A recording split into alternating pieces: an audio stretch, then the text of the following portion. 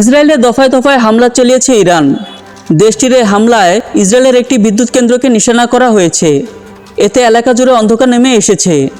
সোমবার 23 জুন জর্ডানের এক প্রতিবেদনে এ তথ্য জানানো হয়েছে। ইসরায়েল ইলেকট্রিক কোম্পানি হামলার বিষয়টি নিশ্চিত করেছে। কোম্পানি জানিয়েছে, দক্ষিণ ইসরায়েলের একটি বিদ্যুৎ কেন্দ্রে ইরানের জোড়া ক্ষেপণাস্ত্র সরাসরি আঘাত এনেছে। এতে ফলে এই অঞ্চলে বিদ্যুৎ সরবরাহে ব্যাপক বিঘ্ন ঘটেছে। কোম্পানিটি জানিয়েছে, আক্রান্ত স্থানটি একটি কৌশলগত স্থাপনা ছিল।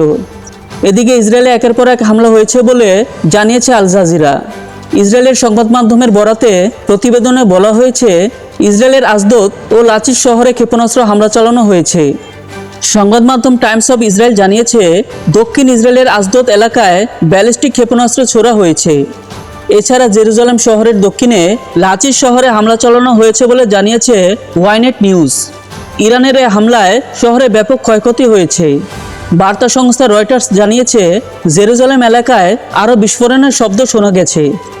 ইসরায়েলি সামরিক বাহিনী জানিয়েছে, ইরান থেকে একের পর এক ক্ষেপণাস্ত্র হামলা করা হয়েছে।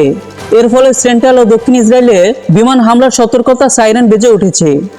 টাইমস অফ ইসরায়েলের প্রতিবেদনে বলা হয়েছে, জেরুজালেমে সাইরেন বাজার সঙ্গে সঙ্গে নেসেটের ইসরায়েলি সংবাদ আইন প্রো নেতারা নিরাপদ আশ্রয়ে ছুটে গেছেন। আল জাজিরা জানিয়েছে, গত 10 দিনে ইরানের হামলায় ইসরায়েলে ব্যাপক ক্ষয়ক্ষতি হয়েছে। বেশিরভাগ ক্ষতি সেন্ট্রাল ইসরায়েলে হলেও ফাইফারের মতো কৌশলগতভাবে গুরুত্বপূর্ণ শহরেও বারবার ইরান হামলা চালিয়েছে। উল্লেখ্য, 13 জুন ইরানে হামলা চালায় ইসরায়েল।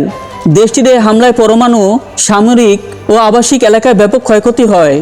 এতে 400-এর বেশি ইরানি নাগরিক নিহত হন। নিহতদের মধ্যে উচ্চপদস্থ সামরিক কর্মকর্তা, পরমাণু বিজ্ঞানী ও সাধারণ মানুষ রয়েছেন।